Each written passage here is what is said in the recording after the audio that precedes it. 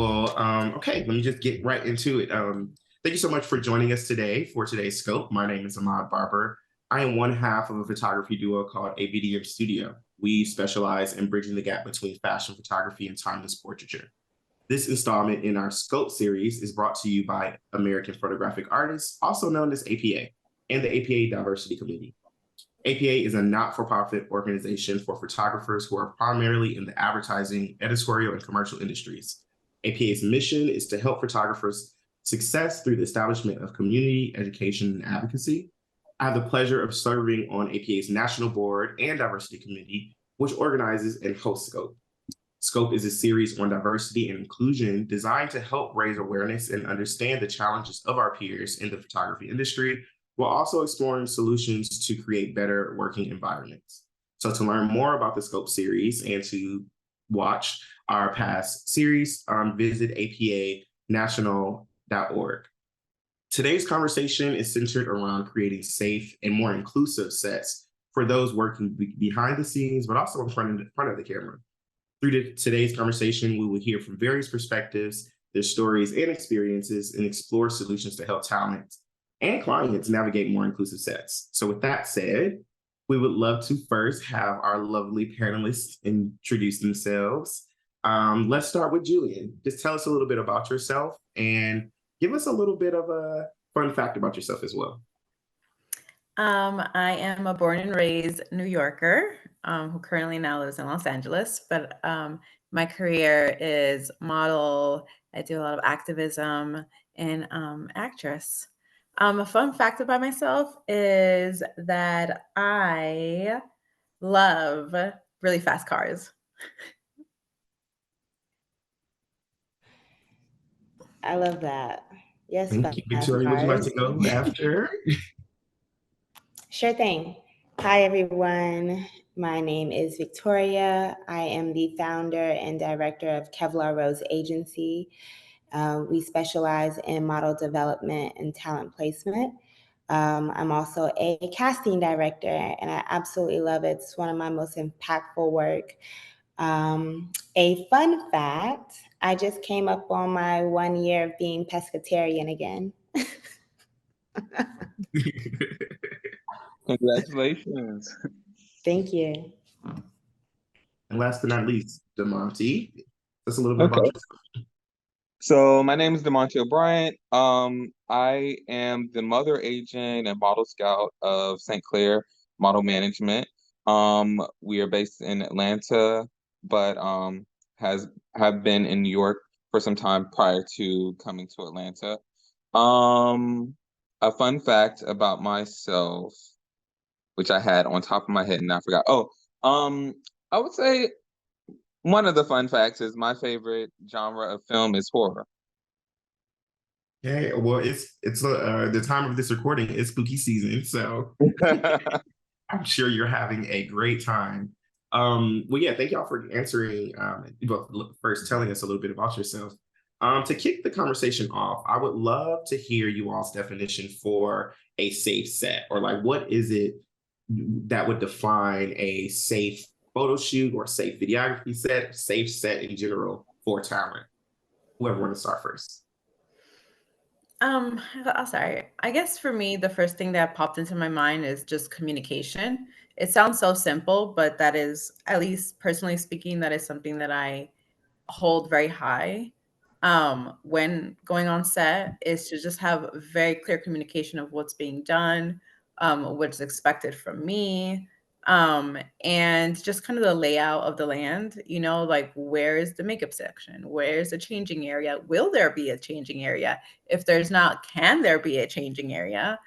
And lunch, just like the basic, well, what I assume a lot of people might think is just basic things. It's really important for at least for the models to just know what's happening, because there's nothing like being clueless on set and not knowing, and just feels at least for me, it just feels unsafe because I don't know what's happening.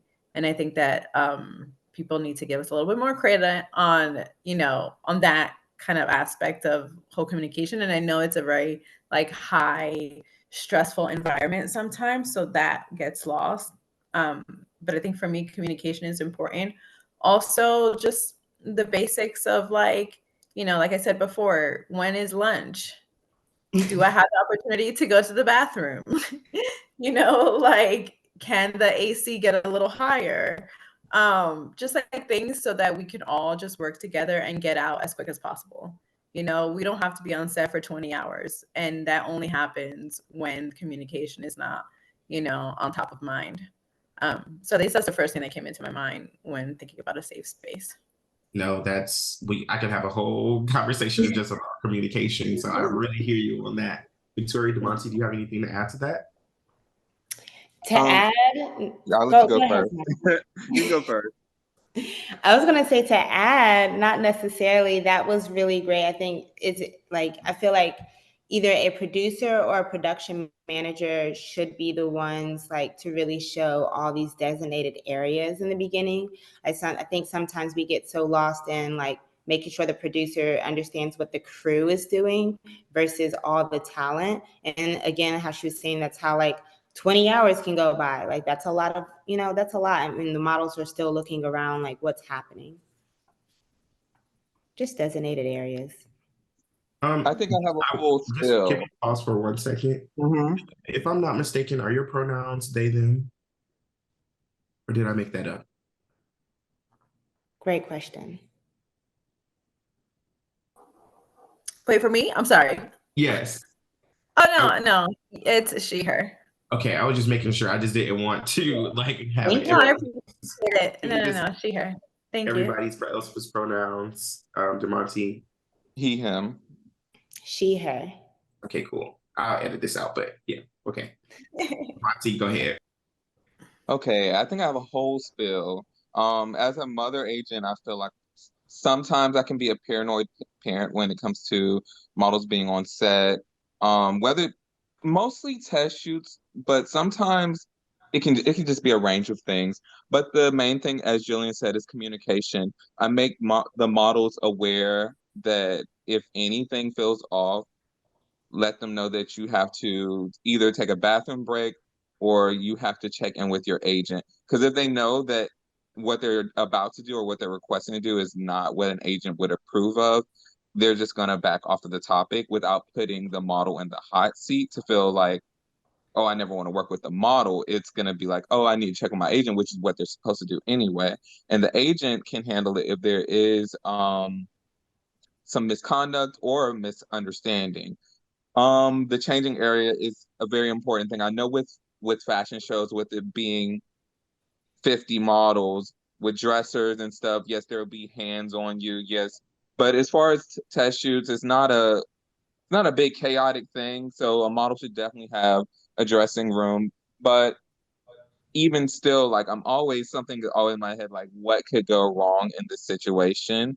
And like let me try to be ahead of it, especially if the model is new or if the model is underage. There's a lot of things that if I'm not on set that I'm going to be processing in my head that what should be, spoken about ahead of time to prepare the model. And I know sometimes when people are on set or in the moment, like they don't keep that in mind or they feel sometimes maybe intimidated to approach the situation. But I think the mother agent providing that comfortability to let them know that we would have their back versus taking the back of a client or taking the back of whoever, they can feel that, okay, I know I can enter this and feel good about it.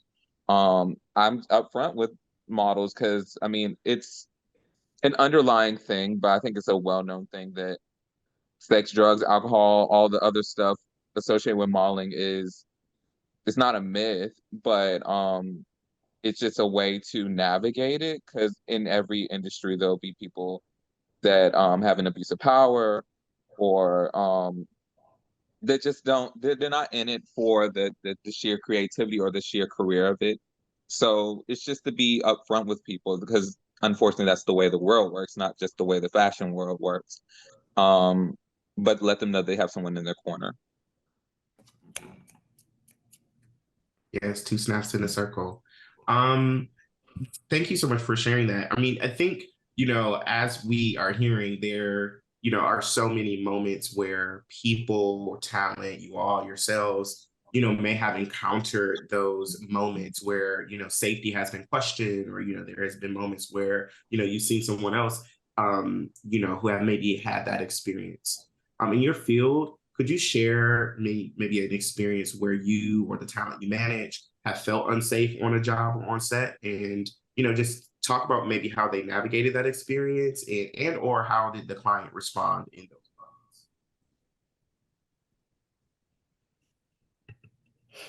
Um, okay.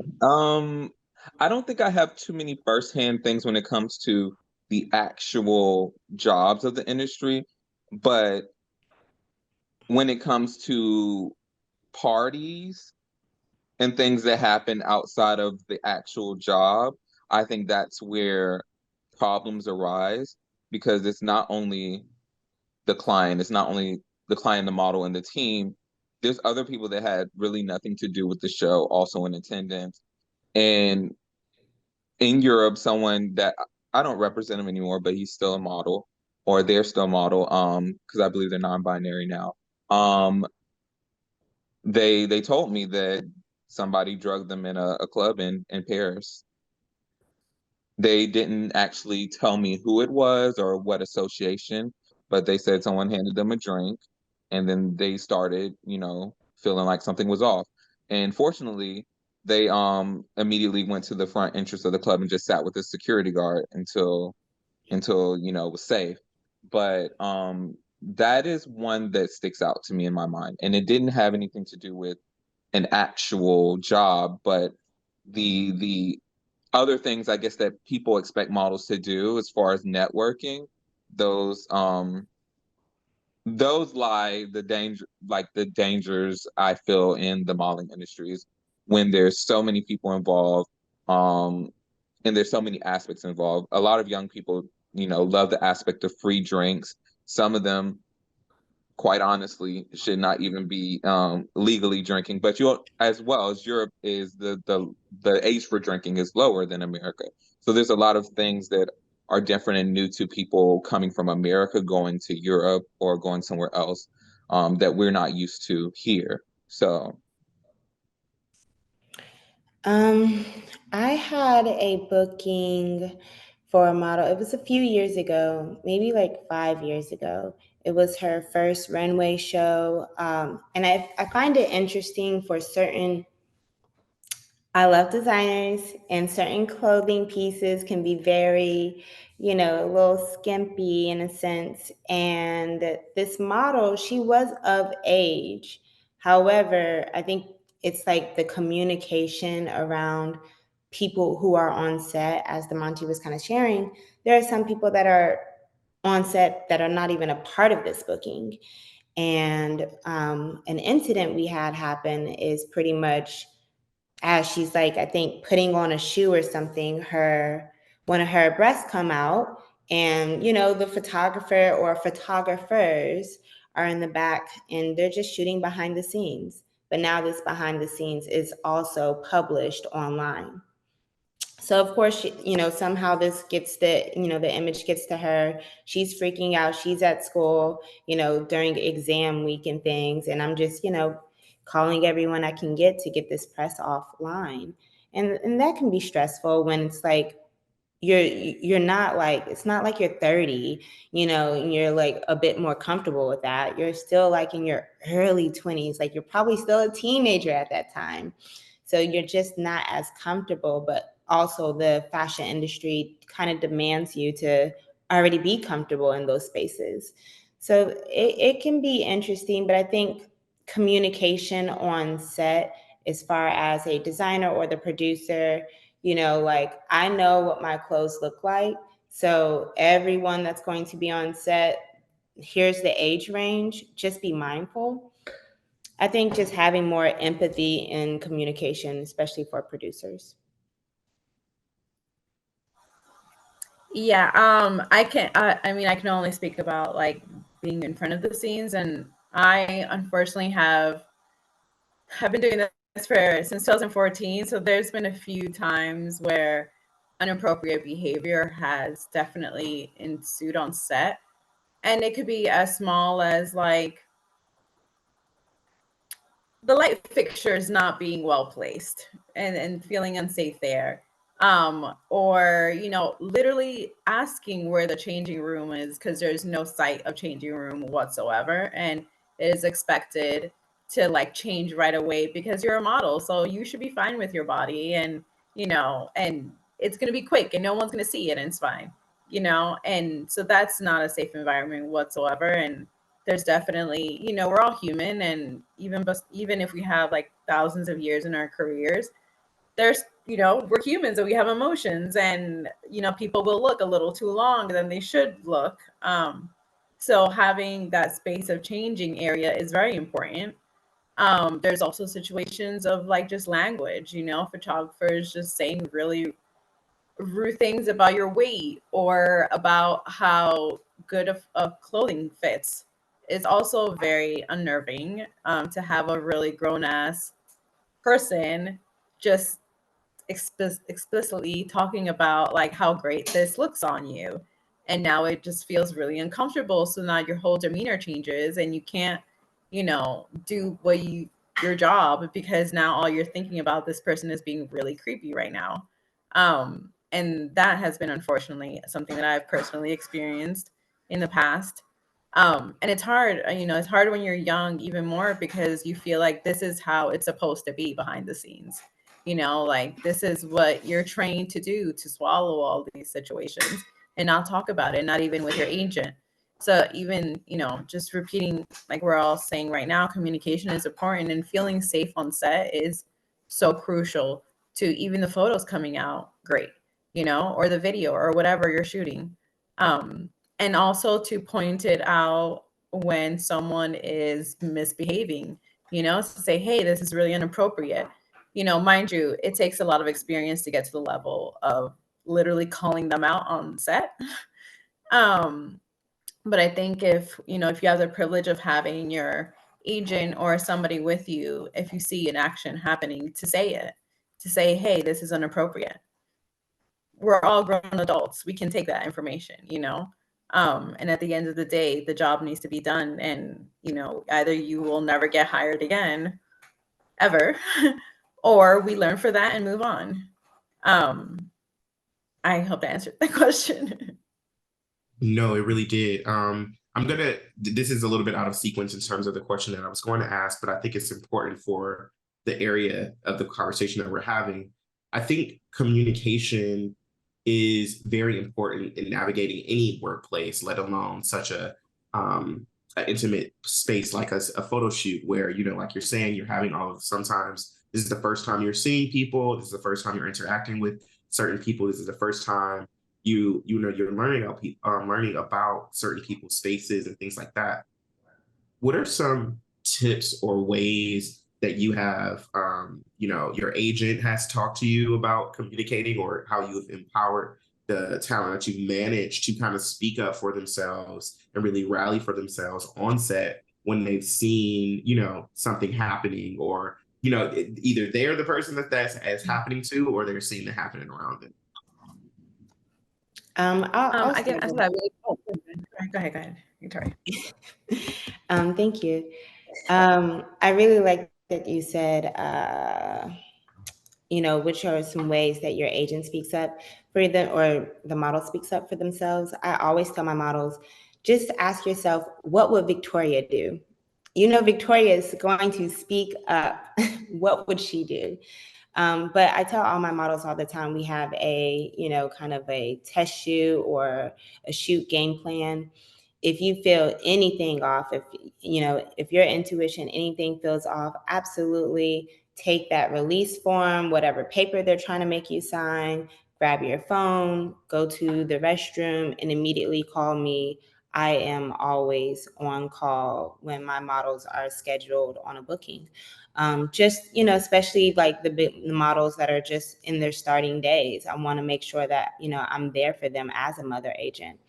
Don't, you know, texting can take a little long depending on the location you're at. You may not even receive the text. Go ahead and give me a call. I'm here for you. So I feel like that's one way that they're able to have that assurance. and then just kind of like asking themselves, what should I do in this situation? Is I think like just having that awareness of like, okay, I'm feeling like something's not right. What is the next step? Ask yourself, what should I do? And then we already have that game plan. Devontae, anything to add to that? I'm glad you brought up the release forms because I don't think on set is the best time to present a release form. I think it should always be emailed to the agent for us to review. But there's been quite a few times that, you know, the model is the papers are brought to them on set and they don't really know what the language means.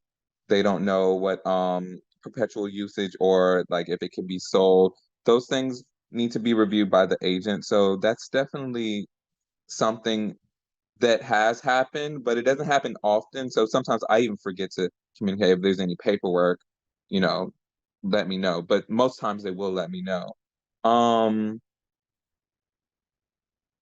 I am forgetting the question. If you want to circle back to me after Yeah. Jillian. No, I can actually elaborate a bit. I think, when we think about safety on set, there's many levels to it. When we think about safety on set, that's also inclusive of things that like microaggressions, bias, microaggressions towards someone's hair texture, skin color, body size, ability. I think when we think about safe sets, it's not just about some of the things that you've already spoken about, but I think it's also something as quote unquote overlooked as, a microaggression about someone is someone's appearance, how they're showing up to set, their ethnicity, etc. I would extend the question to, do you feel like talent should bring those things or to speak up to client or have someone else rally for them or speak up for them on set when they see any of those things happening? I think something should be pre-disclosed. So for example, a lot of the African models that I deal with, they're Muslim. So certain things just won't fly in general. Like they have one personal reasons, but also they have, family and sometimes tradition, sometimes a whole country that they have to return to and make sure like after the fact, after modeling is over, like where your life is. So those things I think are nuanced and I feel like agents and also other people behind the scenes of color, we understand those nuances a lot more sometimes than white counterparts. As far as hair texture, as far as just those little things that to them seem insignificant, because I feel like modeling intentionally tries to push people's boundaries. If you don't identify as non-binary or feminine, they prefer the people that don't identify those to be in those situations when there are plenty of people that could represent that group. So there's a lot of boxes that could be checked, but they like to push people's boundaries, even when it comes to religion. If someone can't do Sunday for religious reasons, they can't do it. And a lot of people that I've encountered in the industry were like, well, this is modeling. They needed like I think people should be firm with their boundaries, and I think agents first and foremost need to set the boundary for the model that's already been communicated. But yeah, I just think it should start with the agent. It shouldn't even have to be the model having to advocate for themselves in those spaces. The agent is fully aware. Agreed. I want to add to that really fast. Yes, to the agent being fully aware, and things should definitely, some things should not be disclosed to the model. But I feel like once you're on set and if the agent's not there, I feel like it's the producer to also advocate for the model. Like the producer is in connection with the client. So you're kind of also responsible for the model on the day of. And I think having a well-rounded producer would assist. Like he was saying, like, some models can't do Sundays. And that for a producer, it should just be like, okay, understood. Let's find another day. literally everything that was said. Exactly. I mean, I don't even think there's nothing I can add except for maybe like having that security with the agent and being like catching those red flags and knowing that you're not like interfering with anybody else's life because we're a team, and and that's what it is, you know. I feel like if there's any point where you do feel unsafe, because I've so many times have been thrown like contracts on set, and at first I would feel like that, oh my god, I have to sign it now or I won't get this job or they won't work with me anymore, and that's so not true. Because they already booked the place. So we all need to work. And it, you know, if you feel unsafe taking a photo at on set, which I do now with no problem, because I've established that connection with my agent, and everybody knows that I'm represented by this you know, this person is the person that if they need to communicate, that's the person that they would communicate with. But if you don't feel safe taking it, like you both said before, go to the bathroom. We're allowed to go to the bathroom with our contract. We're also allowed to not sign it on that day. We can wait a day. They can wait a day to get it being signed. So if you're like, hey, I would love to review this when I'm home, yes, you can review this when you're home. You know, you can review this with your agent. Um, if not, in most cases that happens. Also, it is a responsibility of people behind the scenes to send this contract to your agent beforehand, before the day of shooting. That is the professional thing to do, and that's how you cause less stress on set. But I think the biggest part is having that communication and having that safe space with your agent and feeling like they're there to help you in any situation that may come up, whether you know that is somebody saying I don't have the color foundation for your skin tone. That is not okay. That is not okay whatsoever, and that needs to be talked about and that needs to be said. And you don't want to look like a fool on set because it is your face that will be photographed. Same with hair, same with other situation. If you feel uncomfortable, then you need to speak up about it. But we also need to make sure that things like that aren't happening before the model gets on set, and solve it before that, for that matter. But everything else, I agree 100%. Yes, yes, thank you.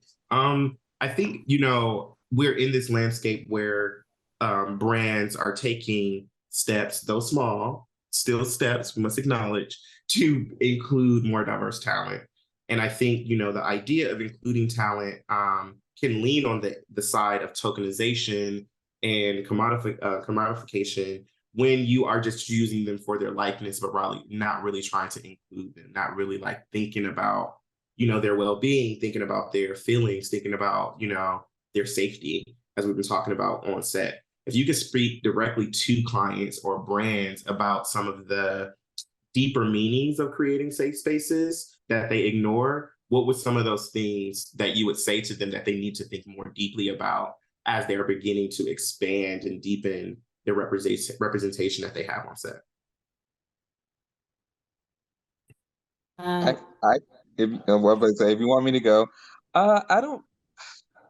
I tend to say things that will quote unquote get me in trouble, but the blind representation as far as um color or wanting someone that's an activist, it really doesn't sit well with me when it comes to the industry or when it comes to industries in general. Because they want to be in the forefront of leading with diversity, or they want to specifically say we want people with that participate in activism, but it's got to be an activism it's a very cherry picking thing. Um, for example, what's going on right now, a lot of people that are in fashion, like there was one editor, I believe, of Harper's Bazaar, she had to retract her statement when it came to the situation of we all know what's going on right now. I don't know if I'm allowed to say it, but she had to retract her statement, and I believe she is a Arab woman. So to disregard someone's individuality and someone's identity and things that are sensitive to them and you can only speak on it at a certain time, that in itself is really not appreciating them as a person. So even with the police protests and in the Black Lives Matter, um,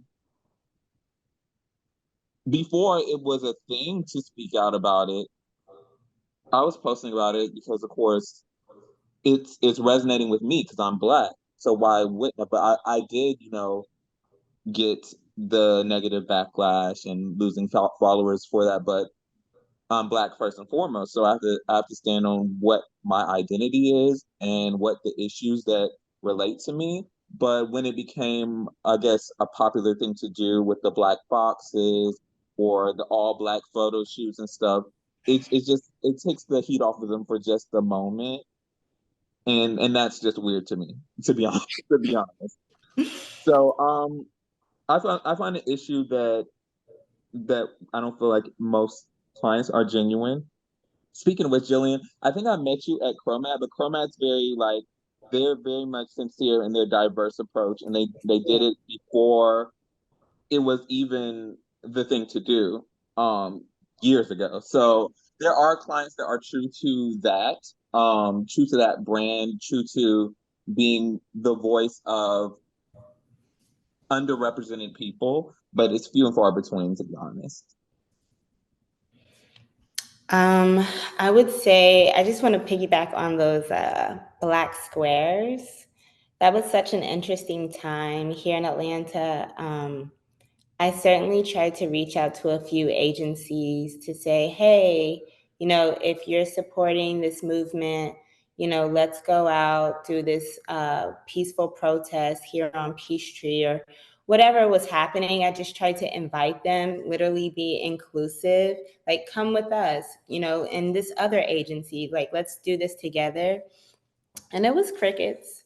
And, I just felt like you represent models of color. You should also, be speaking a little louder. But outside of Black Lives Matter and those Black little squares, I just recently had a casting, and the call sheet was pretty much, we're looking for Black boys of this size, this build, and so forth. And my job is to really demonstrate other varieties of what they're looking for. And it was really based on just neighborhood kids. And I'm very aware of how many Black gay boys are around, or how many Black gay boys that were not out yet, but still in the mix of things. And as I was trying to include them, I'm like, yeah, they're not quote unquote strong, hard, and sturdy, but they're with the mix. This is, you're seeking this particular neighborhood of kids. You cannot exclude these Black gay boys. They're very much so a part of this. And I just feel like it's important to, I know I'm kind of getting off the question, but it's important to really help the client see other perspectives, other views. And I just think it's, our job as the agent, as a casting director, as the producer, to really show and have these conversations with the client. That's so important. And thank you for doing that too, because yes, we need to go into that direction. I think I battle with this a lot because I've obviously, as someone who has a physical disability, I've been put into the tokenism little bag very many times. And half of me, I'm like, welcome to a new way of thinking, and thank you for hiring me. I'm excited for the adventure that you as a brand or company will be embarking on in this new way of thinking, because traditional modeling and in fashion just needs to go garbage immediately, yesterday. So I love that. But I also, on the other side, I'm like, if you're going to speak about it, be about it. So if you're going to hire me, know the language of how to speak to someone like myself. Do your research, because I'm not going to be just another name on your list. I am not here for that. I'm not here to make you feel better. I'm here to make us feel better as like a whole entity. And that's really important because if you're gonna, you know what you're doing by hiring me, let's make sure we really like bring that to the forefront. And that's how we create change. And it's unfortunate sometimes with clients that the reason I say yes to a lot of situations where I am the only one is to have hope that maybe either they hire me again for something, for another campaign, or they will hire someone else like myself and just keep that momentum going on. But it's really discouraging to see people literally using people for the moment in time because they think it's a trend. And that's really disheartening to see because then you lose me as like a respected client or a respected company for that matter. But I also know, forgive me, but you're full of shit. And that's not cool whatsoever. I think that if you're gonna join on this diversity or inclusion train, you should really buy a ticket and stay inside. If not, then don't. And that's fine. If you don't want to be that, that's fine. That's cool by me. There's other people, like you mentioned, Chromat, who's been doing it for years and they've been successful at doing it because they understand that if you're going to sell whatever you're going to sell, you want the world to buy it, so you have to reflect of how you see the world or how the world is. And that comes with multifaceted layers of people. So if you're gonna talk the talk, you better walk the walk. And that's my 2 cents. No, that all sounds great. I have two questions just came to mind. The first is something that Victoria, you said earlier, the role of the producer. Not everyone that arrives to set is signed. Sometimes people are casted right off the street. Sometimes, they're a friend of a friend, all of those type of things. How can the producer be that support system on set for models and talent? And Victoria, you can take this if you feel like this is something that you can speak to. Yes, certainly. That's a really great way to look at that. Like you said, some models are not signed, some models may get cast off the street. And I think for the producer is just knowing your talent. So definitely doing the research beforehand, knowing their ethnicity, if they're Muslim, what to have for catering, knowing if they're a non-signed talent, maybe a few small little rules to give them to help them on set. I think just knowing your talent and then like asking questions is really important. Like, I think sometimes we get on set and we assume everyone's here to do a job, so everyone knows what they're supposed to be doing. But as the producer, it should more so be, I'm here to put out all the fires. So I want to make sure that everyone truly does know what they're doing. Ask them questions. Speaking of asking questions, that was actually my second question. I think that it's important for talent or those who are managing talent to understand the questions that need to be asked after the job is awarded. What are some of those questions that you think should be asked or even, like DeMonte said, answered beforehand to help create that safer space for the talent before they arrive to set? If you don't mind, Monty, let me just run this off real fast. Yeah, no problem. I always have my talent call me after a booking. During their, before they arrive for the booking, they have their booking briefing, so they know what they're on set for.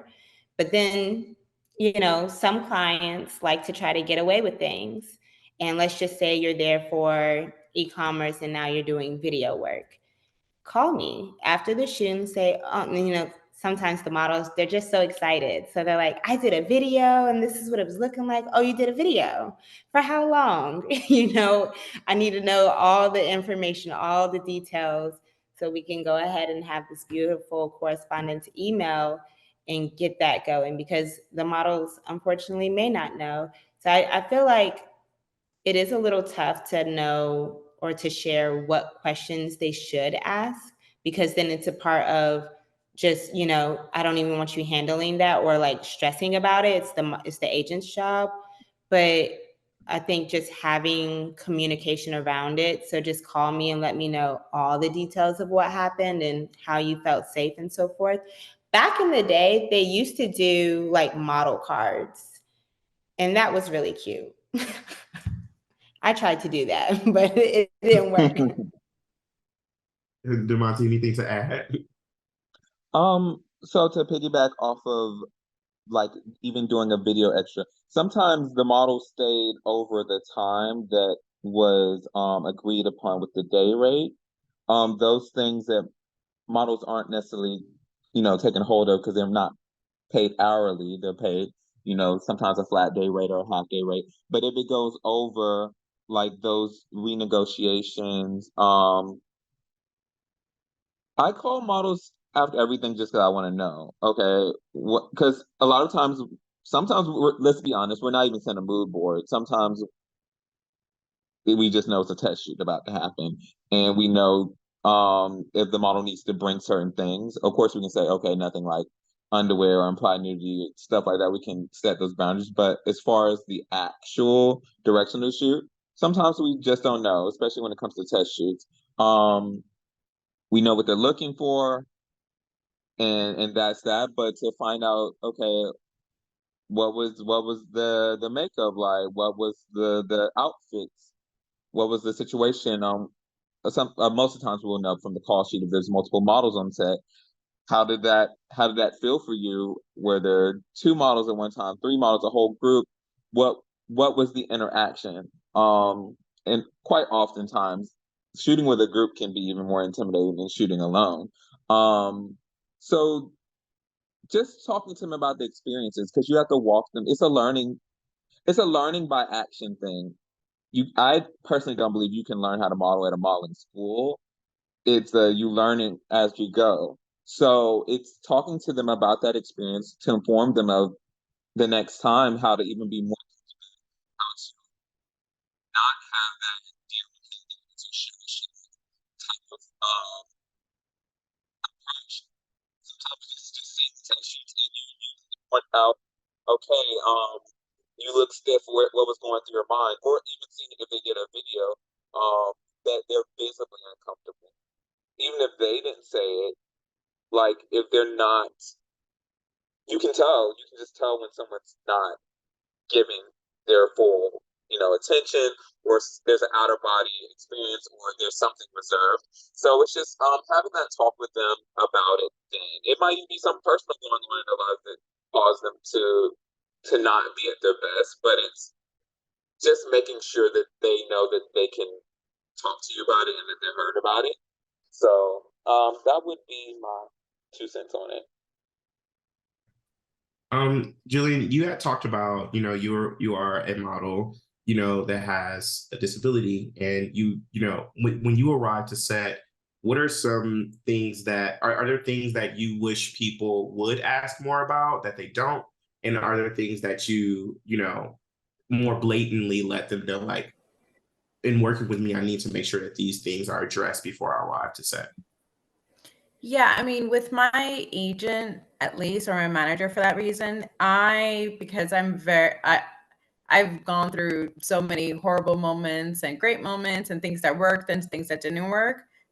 Even the first week of meeting my manager, I gave her a list of like, this is like the things that I need to be done before, a shoot or a set or anything. And that could be as easy or as like obvious as like make sure there's accessibility.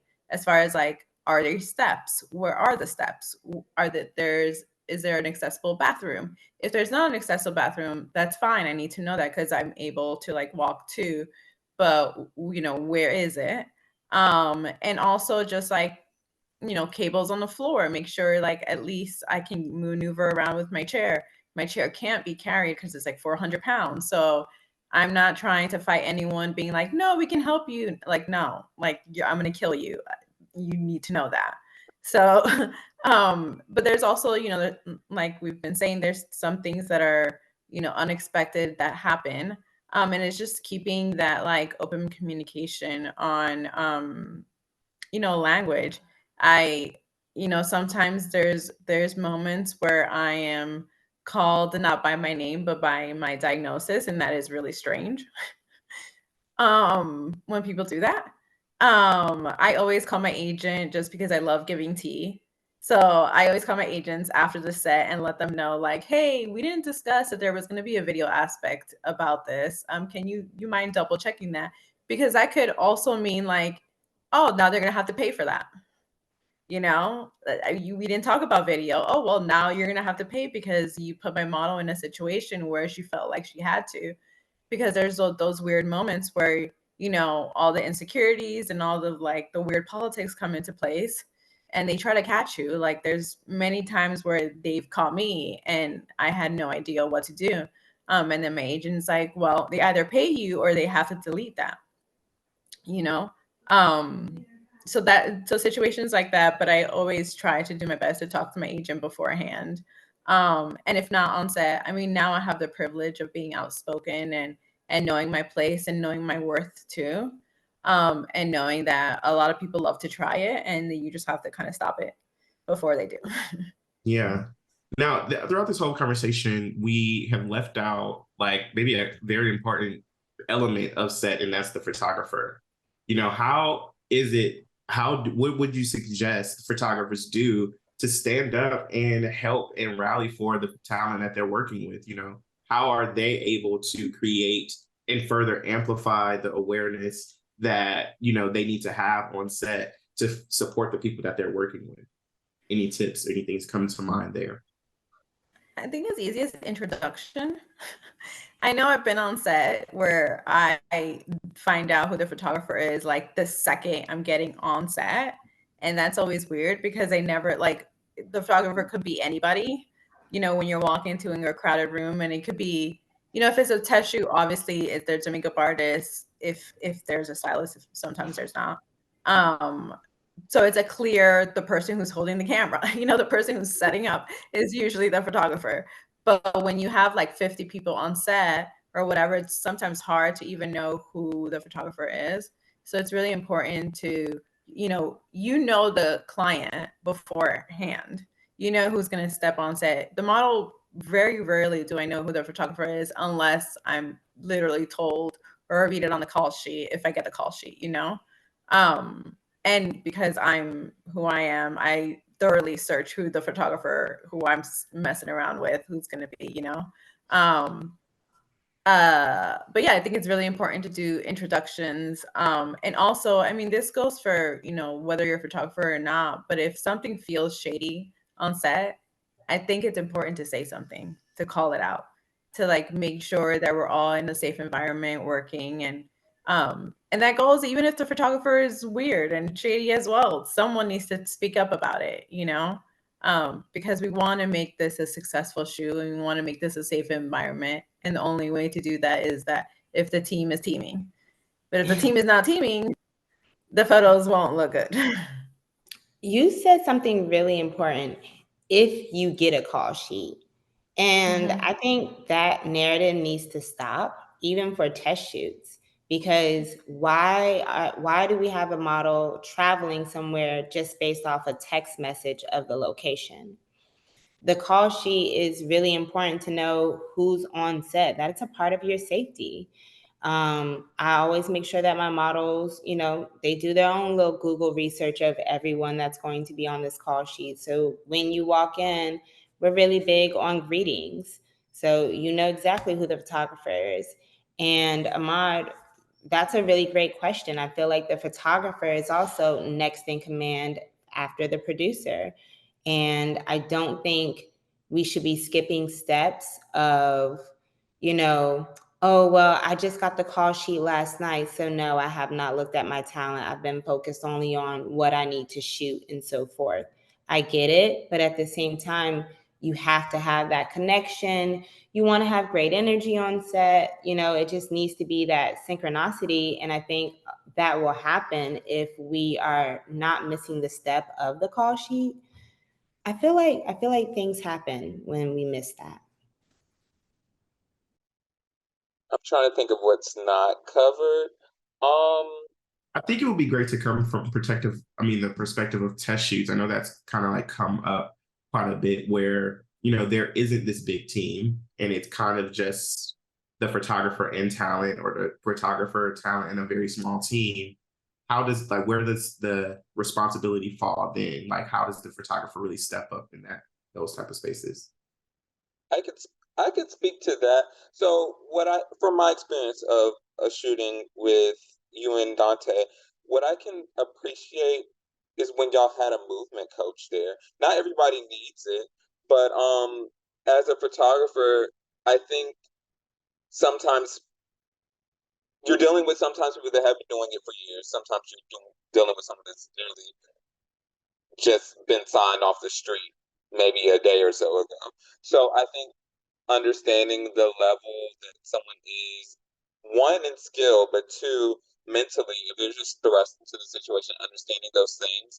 Yes, it's mostly the mother agent's responsibility, but knowing what you're going to be getting on set, knowing if you're getting a brand new face, that it is going to be, oftentimes, not all the time, but it's going to be a learning process for them. Also having that, I wouldn't say empathy, but knowing that I believe in this person, because obviously I'm shooting them, unless, if you're getting paid is a different thing. But if you're shooting them, you see something in them as well. So you want to see your shots coming to fruition, but you want to see them do well. So it's having that heart for the person as a person to be helpful. But I think having even when you had a movement coach or someone on set, if you know a mother agent's not going to be there, if a photographer trusts someone with their reputation, with their shoots, they can make them an honorary den mother for the shoot. Like, you tend to the model. If you see that they're overheating, or they need some water, like, so I can focus on my photo shoot. Maybe there should be someone that's specifically like handling the needs of the model, or handling the needs of multiple people on set. If they have that set job where, like, let me step in because I really see them sweating. I think the makeup artist usually does the dabbing of the sweating, but if you really see that they're struggling, then yeah, help them out. If there isn't strict, no agents on the set, or if the agent cannot be there because there's multiple models doing jobs and shoots, I think having someone on set that's aside from photographer or aside from producer also helps. You actually said a word that I have to just respond to, and that's empathy. And I think that is a super important word, important pillar that every creative, every photographer, makeup artist, whatever, no matter what your role is, you have to have that on set, because that's where the awareness comes in. Like, when you see something happening, be it as small as someone over, like, just saying I'm uncomfortable. It could be a very simple gesture, or it could be something that someone else said, that someone that you just saw this interaction happen. But having the empathy to, one, check in on that person, see how they're feeling. Are they okay? Do they need support? But two, also spread awareness about, hey, other person, you have done something that has been overlooked by you. Let's actually take a step back to create some awareness, some teaching, some learning, to help make sure that this is not creating a pattern to not happen on set. As photographers, it's quite honestly, it's funny because sometimes the client leaves it up to us. They leave it up to us after a certain point to manage the set, manage, how everything is moving. And we have to have that empathy to see something that's going on and also correct it. So I love that, you said that word. All right. So as we're wrapping up, I know we've been talking about things getting better and people doing better. I would love to speak on, situations, experiences where people have gotten it right. People have done their due diligence to really creating safe sets, creating safe spaces for diverse talent. Do you all have any situations or experiences that really ring out in that way, that this is an example of a brand, a team, a photographer, etc., that really are dialed in and creating and working to create safe space for talent. I can Telfar. think Oh, go ahead. Someone else, go ahead.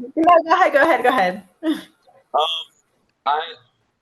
I can say that Telfar, I worked with him for a very long time, but the models have nothing but good things to say about him.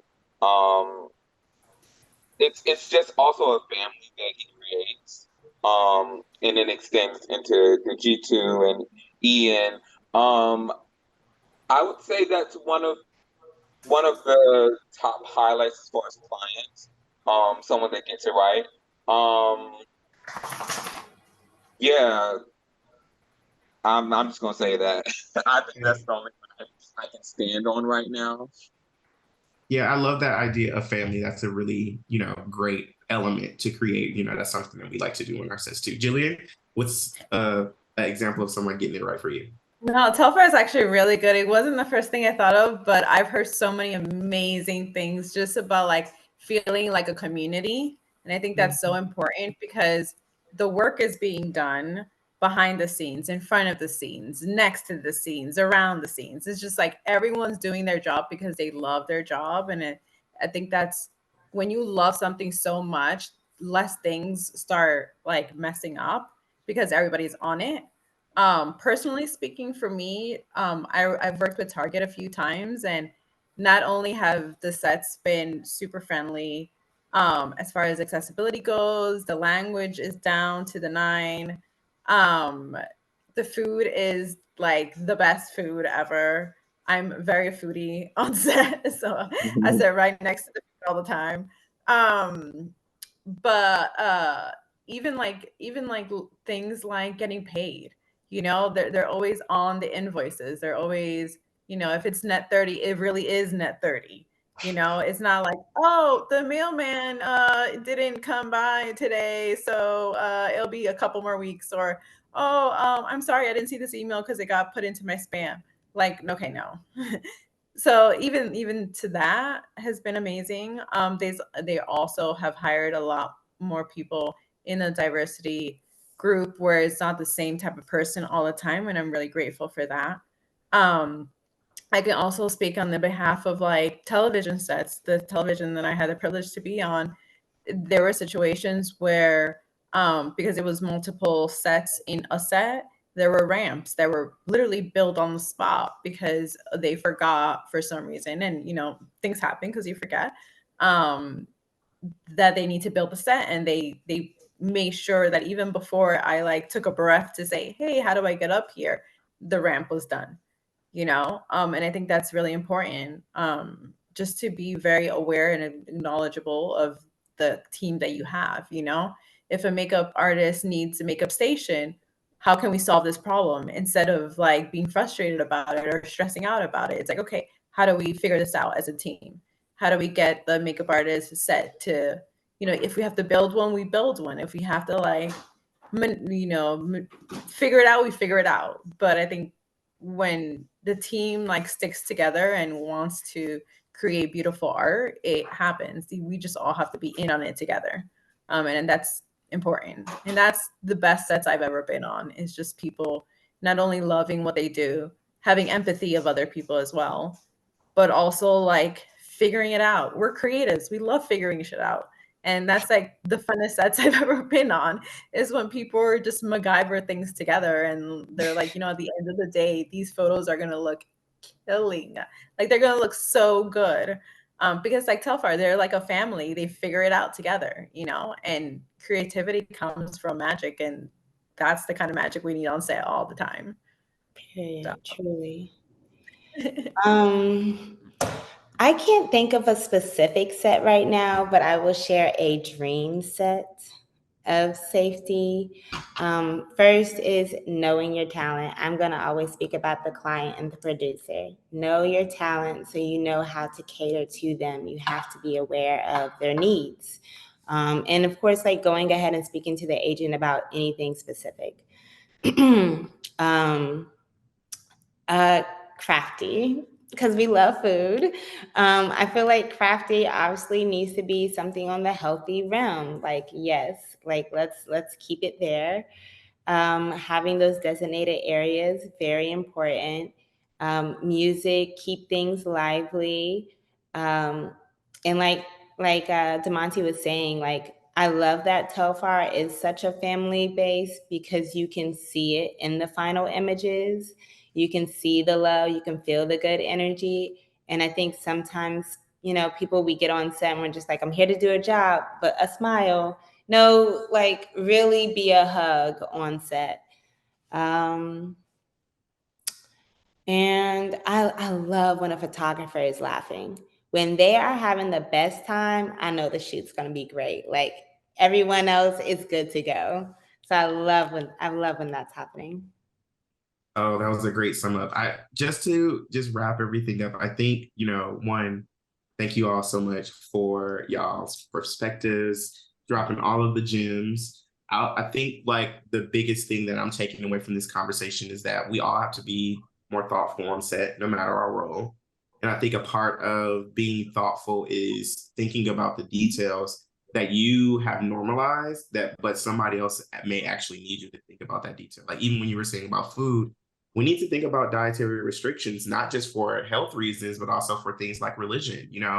It's important for you to think about those things. We need to think about, mobility and accessibility, not just for the convenience of bringing your heavy gear in, but also thinking about, how is someone living with a different disability is going to get on set, even for those disabilities that aren't seen, where are all of the safe areas? Where are all the rest areas? Things like that. So not to stay on my soapbox, but y'all, thank you so much for, just sharing all of your perspectives and sharing all of your, thoughts on this.